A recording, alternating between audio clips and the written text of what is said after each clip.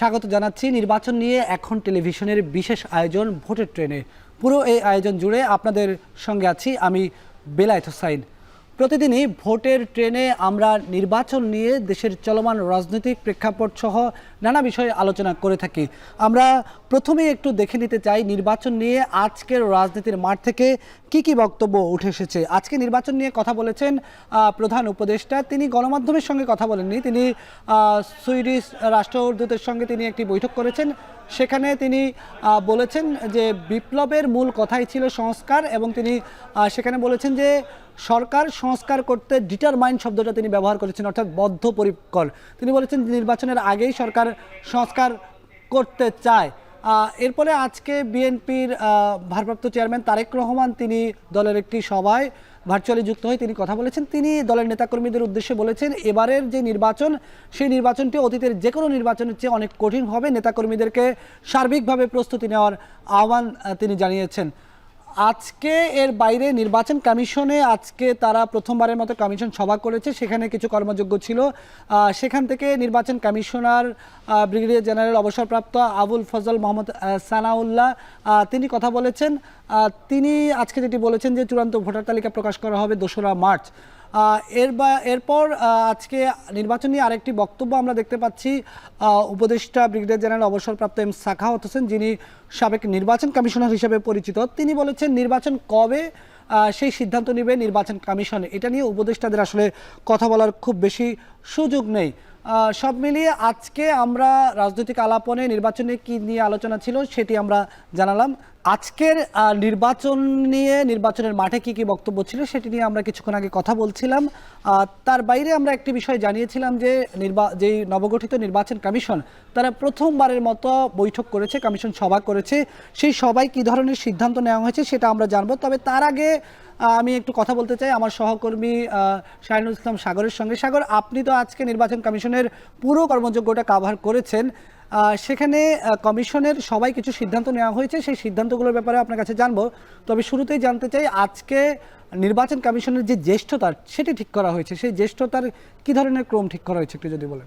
বিলায়েত হোসেন, আপনাকে ধন্যবাদ। নির্বাচন কমিশনারদের যে জ্যেষ্ঠতা সেটি কিন্তু আজকে সরকার নির্ধারণ করেছে। এর আগে কিন্তু আমরা একটা প্রজ্ঞাপন দেখেছিলাম, সেটা হচ্ছে 21 নভেম্বর যে প্রজ্ঞাপন দেওয়া হয়েছিল সেখানে কিন্তু একরকমের জ্যেষ্ঠতা ছিল। কিন্তু আজকে নির্বাচন কমিশনের শপথ গ্রহণের পর আজকে একটি আনুষ্ঠানিক সভা হয়েছে। যে কমিশন সভা শেষে আমরা জানতে পেরেছি যে আরেকটি প্রজ্ঞাপন হয়েছে, এবং সেই প্রজ্ঞাপনে কিন্তু নতুনভাবে কিন্তু যে নির্বাচন কমিশনার যারা আছেন তাদেরকে নতুনভাবে কিন্তু তাদের অর্থাৎ 21 নভেম্বর যে প্রজ্ঞাপনটি ছিল সেখানে জ্যেষ্ঠতার ক্রম এক ধরনের ছিল, আজকে নতুন করে আরেক ধরনের জ্যেষ্ঠতার ক্রম ঠিক করা হয়েছে। নির্বাচন কমিশনের এই জ্যেষ্ঠতা বরাবরই বয়সের ভিত্তিতে ঠিক করা হয়। প্রধান নির্বাচন কমিশনারের পর কে সবচেয়ে জ্যেষ্ঠ নির্বাচন কমিশনার এখন? আজকে যে প্রজ্ঞাপন দেওয়া হয়েছে সেখানে জ্যেষ্ঠতার ভিত্তিতে প্রধান নির্বাচন কমিশনার এম আপনার নাসির উদ্দিন, তার পরবর্তীতে যিনি রয়েছেন তিনি হচ্ছেন আব্দুর রহমান মাসুদ। ইনি হচ্ছেন প্রধান নির্বাচন কমিশনারের পরে 1 নম্বরে আছেন। এর পরের জন যাকে বলা হচ্ছে তিনি হচ্ছেন বেগম তাহমিদা আহমদ, তার পরের জন হচ্ছেন আনোয়ারুল ইসলাম সরকার, এবং চতুর্থ যিনি ছিলেন তিনি কিন্তু 21 তারিখে নভেম্বর যে প্রজ্ঞাপনটা জারি করা হয়েছিল সেখানেও কিন্তু 4 নম্বরে ছিলেন অবসরপ্রাপ্ত ব্রিগেডিয়ার জেনারেল আবুল ফজল মোহাম্মদ সানাউল্লাহ। তো সরকার যে প্রজ্ঞাপনটা জারি করেছে এর একটি কারণ হচ্ছে যে যদি কোনোভাবে প্রধান নির্বাচন কমিশনার কোনোভাবে যদি তিনি তার জায়গা থেকে যদি বিচ্যুতি ঘটেন সেক্ষেত্রে পরবর্তীতে দায়িত্বভার কে পালন করবেন সেটির যে একটা নির্দেশনা সেটির একটি ইঙ্গিত এটি একটু হতে পারে। সাগর, আপনার সঙ্গে আমরা আবারও যুক্ত হব, আমরা কথা বলবো আজকে নির্বাচন কমিশনের সভায় ভোটার তালিকা নিয়ে কি ধরনের সিদ্ধান্ত নেওয়া হয়। সাগর, আপনি বিরতির আগে আমাদের সঙ্গে যুক্ত ছিলেন, আমরা কথা বলছিলাম নির্বাচন কমিশনের আজকের কর্মযজ্ঞ নিয়ে। আপনি জানেন যে এই অন্তর্বর্তী সরকার যখন প্রথমেই দায়িত্ব নিয়েছে এবং তাদের দায়িত্ব নেওয়ার পর থেকে যখনই নির্বাচন আয়োজনের কথা আসছিল, রাজনৈতিক দলগুলোর পক্ষ থেকে নির্বাচনের রোডম্যাপ চাওয়া হচ্ছিল, তখনই অন্তর্বর্তী সরকারের পক্ষ থেকে বলা হয়েছিল যে তারা একটি স্বচ্ছ ভোটার তালিকা প্রকাশ করতে চায়। ভোটার তালিকা প্রণয়নের পরই তারা নির্বাচন আয়োজনের দিকে যাবে। আজকে তো আমরা যতটুকু জেনেছি যে নির্বাচন কমিশনের সবাই ভোটার তালিকা নিয়ে একটা সিদ্ধান্ত নেওয়া হয়েছে, কবে ভোটার তালিকার বাড়ি বাড়ি গিয়ে হালনাগাদ কার্যক্রম করবে, কবে খসড়া প্রকাশ করবে, কবে চূড়ান্ত তালিকা প্রকাশ করবে, সেই বিষয়ে আপনি কি জানেন? বিলায়েত হোসেন, আপনি জানেন যে 8ই অগস্ট যখন অন্তর্বর্তী সরকার শপথ গ্রহণ করেন তখন দুইটা প্রতিশ্রুতি জাতিকে দেওয়া হয়েছিল। একটি হচ্ছে যে জুৎস সংস্কার, দ্বিতীয়ত হচ্ছে একটি স্বচ্ছ নির্বাচন দেশবাসীকে উপহার দেওয়া। তো সেটির অংশ হিসেবে কিন্তু আমরা দেখেছি যে গেল 21 তারিখে একটি প্রজ্ঞাপন জারি করে নির্বাচন কমিশন গঠন করা হয়েছিল, তার আগে সার্চ কমিটি গঠন করা হয়েছিল যার মাধ্যমেই এদেরকে নিয়োগ করা হয়েছে। পরবর্তীতে আজকে আবার গত 24 নভেম্বর আমরা দেখেছি যে প্রধান বিচারপতি সৌদি রেফাত আহমেদের কাছ থেকে তারা শপথ গ্রহণ করেছেন, তারপর তারা নির্বাচন কমিশনের অফিস করেছেন। আজকে যেটি হয়েছে সেটি হচ্ছে যে নতুন যে নির্বাচন কমিশন যে পুরো যে বডি আছে সেটির আজকে কিন্তু একটি তাদের প্রথম কমিশন সভা হয়েছে। সেই কমিশন সভাতে সকাল 11টায় আপনারা জানেন যে জাতীয় নির্বাচন কমিশন ভবন, যেটি জাতীয় নির্বাচন কমিশন সচিবালয় আগারগাঁওয়ে যে ভবনটি রয়েছে, সেখানে প্রধান নির্বাচন কমিশনারের সভাকক্ষে একটি সভা অনুষ্ঠিত হয়েছে। যে সভাটা চলেছে প্রায় 2.5 ঘন্টা মতো, অর্থাৎ 11:30টার দিকে শুরু হয়েছে, সেটি শেষ হয়েছে আপনার দুপুর 1:30টারও একটু পরে।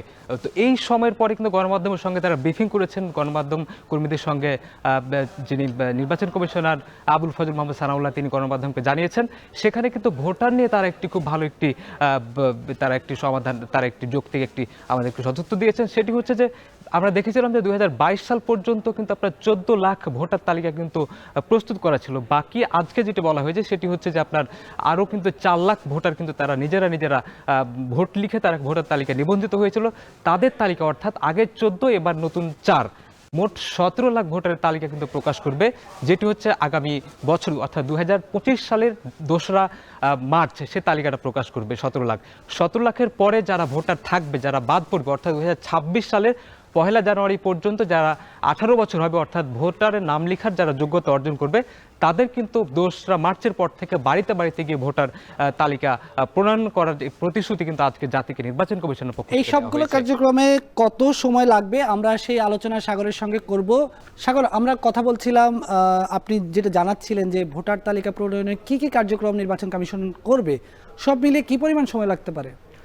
বিলায়েত হোসেন, আপনি জানেন যে অন্তর্বর্তী সরকার যখন গঠন করেছে তাদের একটি প্রতিশ্রুতি ছিল, কিন্তু একটি বিশেষ প্রতিশ্রুতি হচ্ছে যে একটি গ্রহণযোগ্য নির্বাচন দেওয়া। কারণ হচ্ছে যে বিগত 5 আগস্টে যে পলাতক যে সরকার যে পালিয়েছে সরকার প্রধান, তার প্রধান যেটি একটি কারণ হয়েছে দেশের মানুষজন যে অতিষ্ঠ হয়েছিল তার একটি কারণ হচ্ছে যে বিগত তার শাসনামলে 15-16 বছরে যে 3টি নির্বাচন হয়েছিল 2014 সাল, 2018 সাল এবং 2024 সালে, সবগুলোর কিন্তু একটি কিন্তু সবার কিন্তু একটি নাম আছে। যেমন একটিকে বলা হয় ভোটারবিহীন ভোট, একটিকে বলা হয় ডামি ভোট, আরেকটিকে বলা হয় আপনার রাতের ভোট। তো এই যে এগুলো কিন্তু সাধারণ মানুষ দিয়েছে, এটি অত্যন্ত একটি গণতান্ত্রিক দেশের সুশাসন প্রতিষ্ঠা নিয়ে অনেক প্রশ্ন ওঠে। একটি কলঙ্কিত অধ্যায় বলা হয় বিগত 3টি নির্বাচনকে। একদমই তাই বলা হয়ে থাকে। তো সেক্ষেত্রে আজকে তারা যেটি বলেছেন সেখানে বোঝা গেল যে নির্বাচনের যে আকাঙ্ক্ষিত যে সময়টা সেটি হয়তো বা আমরা সেপ্টেম্বরের পর থেকে হয়তো বা জানতে পারতে পারি। আপনাকে একটি বিষয় আমি ইঙ্গিত দিয়ে রাখি, যেহেতু 17 লাখ ভোটারের নতুন তালিকা প্রকাশ করবে নির্বাচন কমিশন 2রা মার্চ, 2রা মার্চের পর থেকে বাকি 25 থেকে 27 লাখ ভোটার কিন্তু এখনো তাদের ভোটার তালিকা যোগ্যতা ভোটার বয়স হলেও তারা কিন্তু ভোটার হতে পারেনি বা নিবন্ধন করেননি। তাদেরকে বাড়িতে গিয়ে ভোট যে লেখার যে প্রতিশ্রুতি আজকে জাতিকে দিয়েছে নির্বাচন কমিশন, সেখানে সময় লাগবে 6 মাস। তাহলে 2রা মার্চ থেকে যদি 6 মাস গণনা করা হয় তাহলে সেপ্টেম্বর পর্যন্ত কিন্তু সেই মাসটা যায়। অর্থাৎ সেপ্টেম্বরের মাসের পর থেকে কিন্তু আপনার হয়তো বা নির্বাচনের আলামতগুলো আমরা পেতে পারি। যেমন ধরেন একটি জাতীয় নির্বাচন হতে হলে সব দলের অংশগ্রহণ যেমন হতে হয়, একইভাবে কিন্তু নির্বাচন কোন প্রক্রিয়ায় হবে, ইভিএমে হবে নাকি ব্যালট পেপারে হবে সেটির একটা বিষয় থাকে, নির্বাচন সরঞ্জাম আদির একটা বিষয় থাকে, তারপর আপনার রাষ্ট্রের যে কাঠামোগুলো আছে সেগুলোর যে সংস্কার ছিল সেগুলোর ধাপ কতটুকু এগিয়েছে, বিদেশি কূটনৈতিক প্রতিনিধি থাকার কথা, সবকিছু মিলিয়ে বলা যায় যে হয়তোবা একটি আকাঙ্ক্ষিত সময়ের মধ্যেই। এর বাইরে নির্বাচন কমিশনের এই আলোচনাগুলোর মধ্যে আজকে আমরা যতটুকু জেনেছি আরেকটি গুরুত্বপূর্ণ আলোচনা ছিল সীমানা পুনর্নির্ধারণ। সীমানা পুনর্নির্ধারণ নির্বাচন কমিশনের অন্যতম একটি কর্মযোগ্য। আমরা এতক্ষণ কথা বলছিলাম আমাদের প্রতিবেদক শাহরুল ইসলাম সাগরের সঙ্গে, তিনি আমাদেরকে জানাচ্ছিলেন নির্বাচন নিয়ে আজকে সারাদিন নির্বাচন কমিশনের কি কর্মযোগ্য হয়েছে। নিচ্ছি ছোট্ট একটি বিরতির পর জানাবো সংসদীয় আসনের পরিক্রমা। প্রতিদিন ভোটের ট্রেনের আয়োজনে আমরা কোনো না কোনো সংসদীয় আসনের পরিক্রমা জানানোর চেষ্টা করি, সেই সংসদীয় আসন সম্পর্কে বিস্তারিত জানানোর চেষ্টা করি। সেই ধারাবাহিকতায় আজকে আমরা কথা বলবো দিনাজপুর 4 আসন সম্পর্কে। দিনাজপুর 4 আসন জাতীয় সংসদের 9 নম্বর আসন। এই আসনে ভোটার সংখ্যা 3,98,823 জন, পুরুষ ভোটার 2,06,38 জন এবং নারী ভোটার 1,98,183 জন। এটি দিনাজপুরের খানসামা ও চিরিরবন্দর উপজেলা নিয়ে গঠিত। আমরা দিনাজপুর 4 আসন সম্পর্কে জানলাম। দিনাজপুরে সব মিলিয়ে এই 4টি সংসদীয় আসন। প্রতিদিন ভোটের ট্রেনে সেই এলাকার মানুষ কি ভাবছে নির্বাচনী হালচাল নিয়ে, নির্বাচন নাকি সংস্কার, এই মুহূর্তের রাজনৈতিক পরিস্থিতি নিয়ে তাদের কি ভাবনা, আমরা সবগুলো আয়োজনে সেটি জানানোর চেষ্টা করছিলাম। তারই ধারাবাহিকতায় আজকেও আমরা খবর নিয়েছি দিনাজপুর 4 আসনের মানুষ ভোট নিয়ে তাদের মধ্যে উৎসাহ উদ্দীপনা আছে। তবে এই মুহূর্তে রাষ্ট্রের যে আইনশৃঙ্খলা পরিস্থিতি, রাষ্ট্রের যে সংস্কার চলমান রয়েছে, সেই জায়গাগুলোকে এক জায়গায় এনে তারপরেই নির্বাচন আয়োজনের কথা তারা বলছেন। একই সঙ্গে দেশের যে বিদ্যমান আইনশৃঙ্খলা পরিস্থিতি আছে সেই দিকেও তারা তাগিদ দেওয়ার আহ্বান জানাচ্ছেন সরকারকে। পাশাপাশি দ্রব্যমূল্যের যে পরিস্থিতি সেই বিষয়গুলো রয়েছে। তো সব মিলিয়ে এই ছিল আজকের ভোটের আয়োজন, ভোটের ট্রেনের আয়োজন। সাথে থাকার জন্য ধন্যবাদ।